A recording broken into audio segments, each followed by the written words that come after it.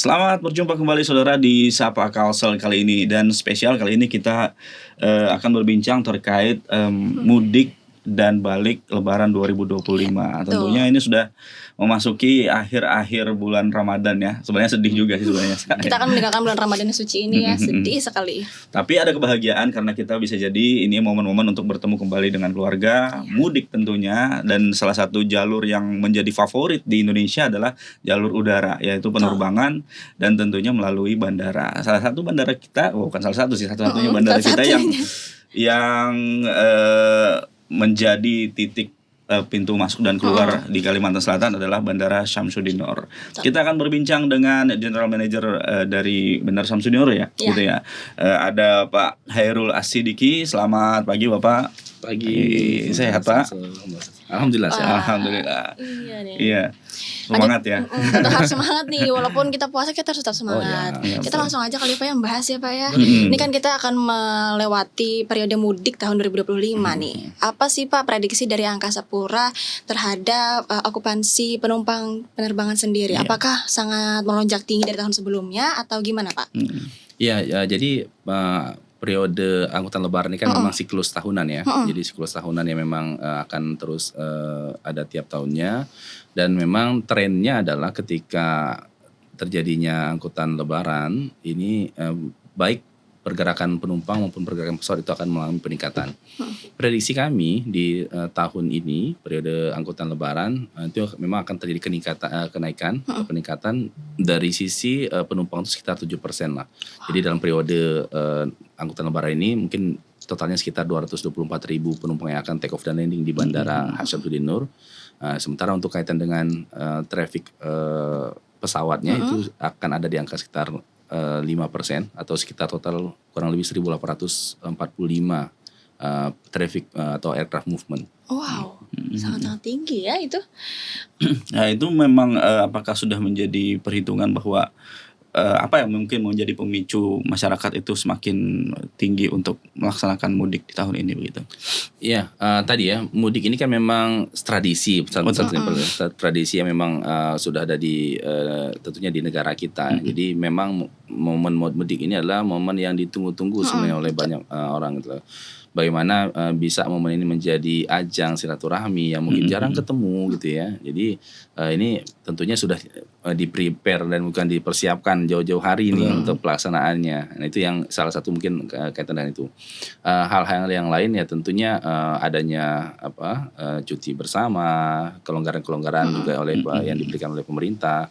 Bahkan juga ada kaitan dengan bagaimana pemerintah ingin hadir tadi dengan adanya upaya untuk kebijakan penurunan harga tiket dan lain-lain. Jadi sangat dinamis sebenarnya. Jadi itu yang memang memicu dan memang setiap tahun akan terus biasanya terus meningkat gitu, dari tahun ke tahun kaitan dengan pergerakan penumpang maupun juga pesawat itu.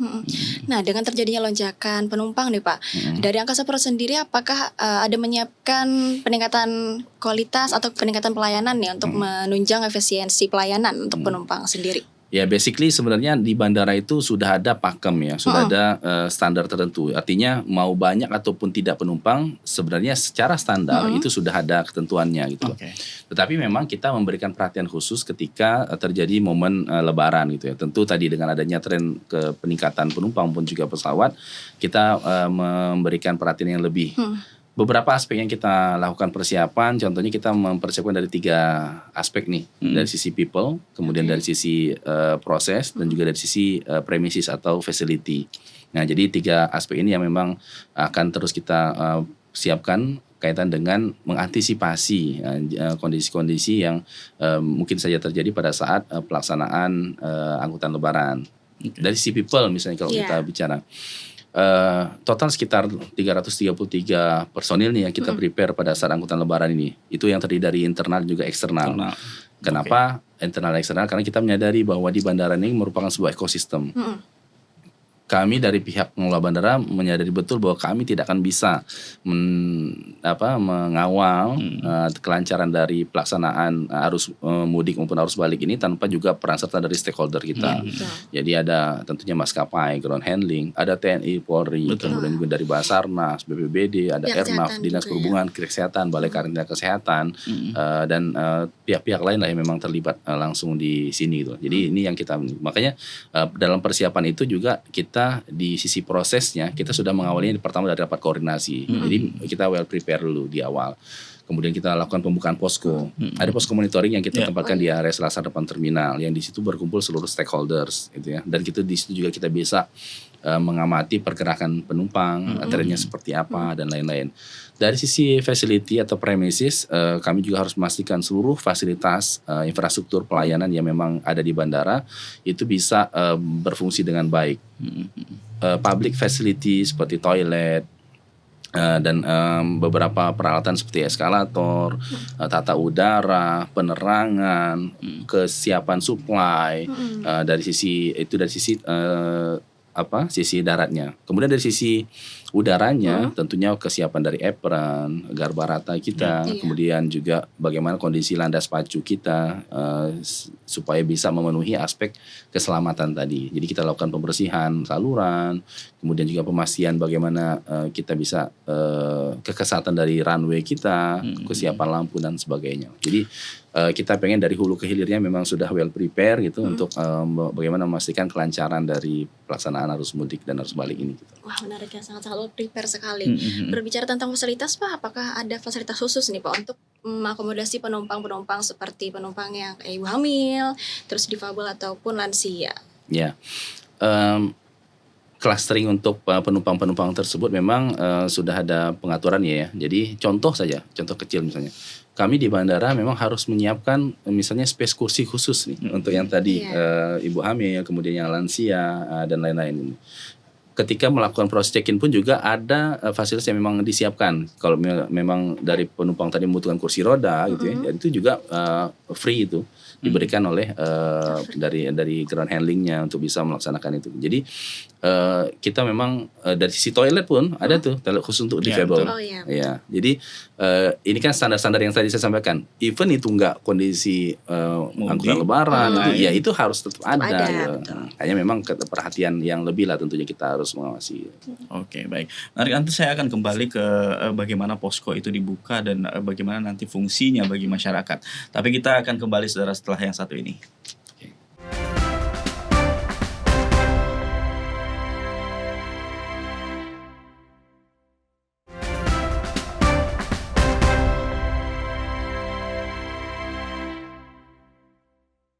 Baik saudara, terima kasih Anda masih di Sapa Kalsel bersama kami dan kita lanjutkan perbincangan kita bersama Pak Hairul As-Sidiki.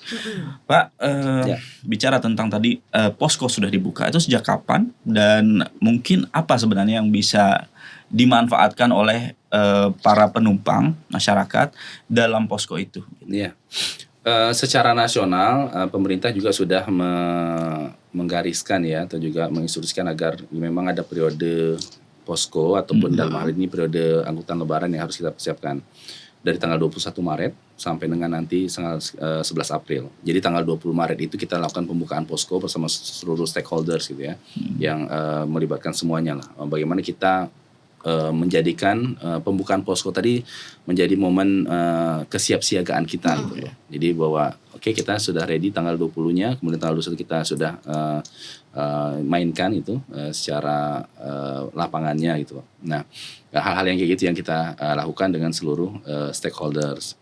Nah, apakah apa yang bisa diperoleh tadi ya dari posko tadi? Di posko tadi karena memang semuanya menyatu beberapa stakeholders nanti pelayanan semua masyarakat sebenarnya bisa mengakses itu.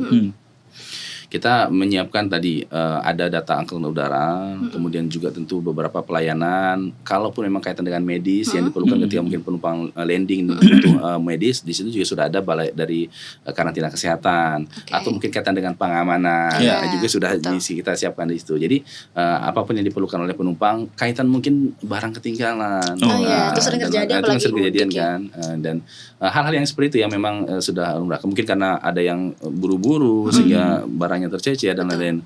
Kita juga sudah punya fasilitas recording untuk kaitan dengan CCTV. Jadi lebih gampang untuk trackingnya gitu.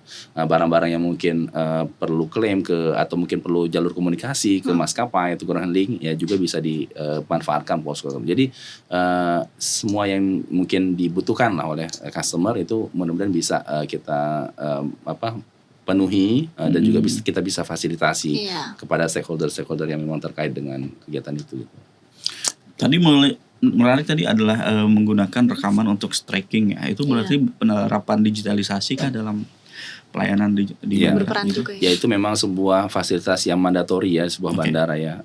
Ketika memang kita harus ada semacam surveillance facility gitu yang bisa mengamati kondisi pergerakan penumpang dan tentunya tadi bisa antisipasi lah dan record gitu loh. Jadi kita bisa tahu historical dari sebuah event atau mungkin pada saat penerbangan. Jadi ini memang tentu banyak fungsinya lah ya, baik dari sisi dokumentasi, dari sisi tadi tracking ketika ada barang yang memang perlu dicari atau tercecer. Jadi memang ya digitalisasi tadi memang sudah kayak kalau kita bilang sekarang is a must gitu ya di sebuah bandara ya. Wajib lah karena untuk memperlancar sebuah proses bisnis atau proses operasional tadi tidak bisa dengan hanya kondisi konvensional atau juga manual. Peran teknologi tadi menjadi penting untuk bisa meminimalisir processing time. Nah, contoh kayak kalau kita ngomong processing time dalam hal antrian check-in misalnya jadi kita tersedia nih di web check-in, orang yang masih di rumah udah bisa lakukan check-in. Sampai di bandara yang nggak bawa bagasi kita siapkan self check-in. Kemudian yang memang harus bagasi kita ada juga counter check-in. Nah ini kondisi-kondisi yang kita siapkan nih, opsi-opsi penumpang. Jadi karena sekarang ini secara korporasi PT Angkasa Pura Indonesia ini memang sudah menggeser orientasi kita. Dulu awalnya mungkin kita lebih kepada operation oriented gitu ya. Sekarang lebih kepada service oriented. Ya, jadi bagaimana kita bisa memberikan perhatian yang khusus yang lebih kepada pelayanan tadi. Customer needs-nya gimana sih? Customer expectation-nya gimana sih gitu loh. Supaya dapat nanti jadinya ujungnya ada customer satisfaction-nya gitu kan. Jadi ini hal-hal yang seperti ini dan peningkatan proses bisnis, peningkatan efisiensi dalam operasional itu memang paling bisanya adalah didukung dengan penerapan teknologi. Itu contoh-contoh sederhana. Berarti tahun ini Angkasa Pura fokus ke ini ya, peningkatan pengalaman untuk para penumpangnya sendiri. Gitu. Nah berbicara terkait ini kan periode mudik pasti terjadi lonjakan penerbangan dan lain-lainnya. Apakah ada strategi mitigasi nih? Misal kayak penambahan extra flight kah atau gimana? Ada berapa kira-kira Pak di tahun ini penambahan tersebut? Secara official kami menerima kurang lebih sekitar 19 extra flight ya. Jadi ada extra flight dengan tujuan Banjarmasin, Semarang, kemudian yang ke Surabaya dan juga ke YIA. Itu di tanggal 25 sampai tanggal 29 Maret ini dengan maskapai Lion Air. Kemudian ada juga permintaan dari extra flight Garuda ke Jakarta. Kemudian juga ada Citylink yang ke Balikpapan. Jadi totalnya di periode ini kita menerima permintaan untuk kaitan dengan extra flight itu total kurang lebih sekitar 19 flight. Dan ini kayaknya infonya kemarin juga udah sold out. Artinya tadi animonya juga cukup tinggi ya gitu ya gitu. Dan kemungkinan akan nambah lagi nih Pak. Itu dinamis sebenarnya. Tergantung. Jadi ketika memang nanti mungkin ada permintaan dan lain-lain, ini tentu juga akan airline tentu akan melihat proses bisnisnya ya. Kalau memang dianggap secara bisnisnya juga oke ya, kenapa enggak? Tapi jangan lupa bahwa peningkatan di mana tuh juga animo tadi bukan hanya di sini, di tempat lain juga sama gitu lah. Jadi artinya airline ini akan melihat nih dari sisi finansialnya seperti apa gitu. Oke, salah satu yang menjadi kekhawatiran juga bagi masyarakat khususnya para calon penumpang ya adalah terkait delaying gitu ya, delay flight. Mungkin antisipasi dari pihak Angkasa Pura itu seperti apa? Walaupun ini ya memang berada pada ranahnya maskapai gitu. Mungkin. Kaitan dengan delay tadi kan memang ada ketentuannya ya. Yang pertama tentu pemenuhan hak kepada para penumpang. Itu ada tertera di ketentuannya. Jadi ketika delay 30 menit, 60 menit, lebih dari 60 menit dan sebagainya itu harus kita dari sisi bandara adalah menekankan kepada para maskapai tadi untuk memenuhi hak-hak yang tadi sudah diatur secara undang-undang. Di sisi lain adalah bagaimana kita bisa memastikan fasilitas-fasilitas tadi di bandara juga nyaman gitu loh. Bayangkan kalau orang delay kemudian AC-nya panas. Iya. Kemudian Wah. orang delay butuh waktu yang lama, kemudian toiletnya kotor. Nah, jadi itu yang kita harus juga pastikan. Jadi even mereka mengalami delay gitu ya ataupun penundaan penerbangan, tetapi harus kita pastikan bahwa ketika berada di terminal di bandara itu merasa nyaman gitu. Jadi tadi ada ranah-ranah yang memang bukan menjadi bagian kita, tetapi kita bisa dari sisi pengelola bandara udara untuk mendorong maskapai memenuhi ketentuan tadi. Kondisi teknis juga kan itu menjadi juga ranah dari maskapai ya. Jadi mungkin rotasi pesawat, kondisi teknis dari mungkin operasional pesawatnya seperti apa, dan tentu juga hal-hal yang lain kaitan dengan weather gitu ya. Cuaca. Nah ini juga kan sesuatu yang kita nggak bisa kontrol. Di luar Jadi kekuasaan beberapa mitigasi-mitigasi yang memang dalam kendali kita, dalam kontrol kita itu yang harus kita lakukan. Beberapa prosedur kaitan dengan kondisi gawat darurat dan lain-lain itu juga menjadi sebuah dokumen dan juga proses yang harus kita sudah siapkan itu sebenarnya di sebuah bandara itu. Jadi penerbangan atau industri penerbangan itu sebenarnya kalau kita bisa bilang highly regulated industry. Jadi industri yang memang betul-betul diatur secara ketat ya, secara detail. Jadi kondisi-kondisi irregularities atau kondisi yang tidak normal tadi memang sudah kita harus ada antisipasinya kaitan dengan prosedurnya, kaitan dengan kesiapan personilnya, dan tentunya kaitan dengan kesiapan fasilitasnya. Oke. Mungkin kita akan lanjutkan lagi terkait bagaimana sih sebenarnya penumpang juga berkontribusi lah dalam bagaimana kenyamanan dan keamanan ketika kita mudik di bandara begitu. Dan kita akan kembali setelah yang satu ini.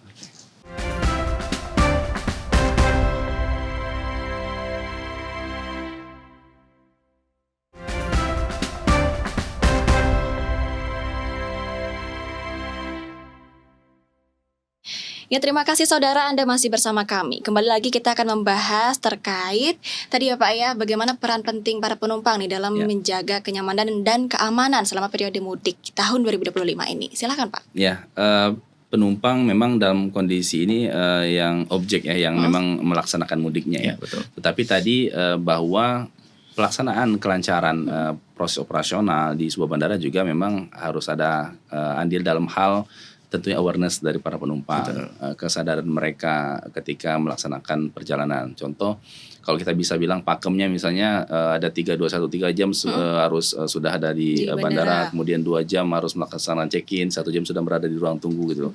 Bagaimana mereka bisa memastikan prepare dari rumah, kemudian perjalanan ke bandara, mempersiapkan bukan hanya barang saja, tapi dokumen-dokumen yang diperlukan, yang kaitan dengan dokumen pribadi, sehingga pada saat pelaksanaan proses mungkin pengecekan, pemastian dan juga validasi dokumen juga bisa berjalan dengan lancar itu. Jadi mungkin dari sisi penumpang seperti itu, sehingga mereka well prepare, nggak terburu-buru gitu ya tadi. Jangan sampai barangnya tercecer gitu ya, dan tentunya bisa biar ini jadikanlah mudik ini menjadi periode yang nyaman, periode menyenangkan gitu loh bagi para pemudik, bagi para penumpang gitu. Nah, itu yang di bagiannya di bandara mungkin nanti akan menjadi ranah kami gitu loh. Jadi ini yang harusnya ditekankan kepada para penumpang tadi. Bagaimana dengan baliknya? Apakah diprediksi akan menjadi hal serupa atau ada perbedaan dari mudiknya?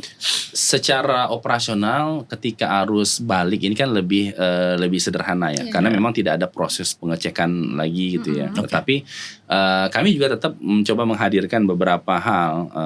Kita sadari bahwa bandara ini pintu gerbang etalase sebuah daerah. Untuk Bandara Samsudin Nur sendiri tentunya etalase pintu gerbang Kalsel ini akan pertama dilihat ketika landing di Bandara Samsudin Nur itu ya. Nah, pengalaman-pengalaman tadi atau customer experience tadi yang kita hadirkan ketika para penumpang tadi landing di Bandara Samsudin Nur. Nah, kalau sekarang contoh kami sekarang dalam posisi misalnya bagaimana bisa mendapatkan customer experience yang bagus adalah menekankan contoh kepada 5 basic senses, 5 panca indera manusia. Konsepnya seperti ini, orang atau penumpang itu akan komplain, akan ngeluh kalau ada salah satu dari panca indera dia itu nggak terpenuhi. Contoh, ketika landing baunya aromanya nggak sedap ya, nah nggak nyaman nih. Atau ketika datang matanya juga kok kotor ya, atau nggak nyaman liatnya ya. Nah, hal-hal itu yang jadi kami kembali kepada hal-hal yang basic tadi itu loh. Gimana orang kalau misal ketika mereka landing, kalau sekarang kapan terakhir landing di Bandara Samsudin Nur? Bulan lalu. Bulan lalu ya. Ini paling Nah, sering. ketika landing ada mungkin ada aroma yang nyaman, wangi gitu. Iya. Jadi orang yang hektik mungkin di pesawat gitu ya, Betul. mungkin habis ada secara personal juga kurang nyaman, landing itu ada aroma-aroma yang nyaman, jadi lebih Relaxing. relax gitu loh. Masuk ke toiletnya juga bersih gitu. Bayangin kalau tadi masuk disambut dengan aroma yang gak sedap. Masuk toiletnya kotor. Mau cari tisunya nggak ada Iya, gitu loh. habis. Mau sabun juga habis ya. Gimana coba dapat pengalaman yang nggak menyenangkan. Akhirnya apa? Kalau itu kondisi di Kalsel kok kayak gini ya. Nah, jadi hal-hal yang itu yang kita coba antisipasi. Jadi kalau ketika itu juga bagus di bandaranya ya tadi kesan pertama tadi begitu menggoda tadi lah gitu. Jadi kita harus pastikan bahwa ketika kesan pertama kita impressing gitu. Ketika kesan pertama menjadi berkesan pada para customer kita. Nah, hal yang kayak gitu yang mau kita coba terus gali gitu. Saya mungkin juga akan share ke teman-teman karena saya baru juga di sini. Di sebelum-sebelumnya saya juga sudah terapkan happy tadi ada 5 huruf. Tapi 5 huruf ini sebenarnya merepresentasikan dari akronim masing-masing panca indera gitu. Oh, iya. Oke. Nah, jadi kayak misalnya H, nanti kita bisa bilang bahwa ini kaitan dengan mata, ada akronimnya gitu kan. Nanti kita terus dengan A itu kita juga representasikan dengan akronim untuk smell tadi, untuk menarik scenting ya. dan sebagainya gitu. Ya, di Bandara Samsudin sendiri alhamdulillah kita juga mungkin komunikasi dan kolaborasinya baik dengan dinas pariwisata ya.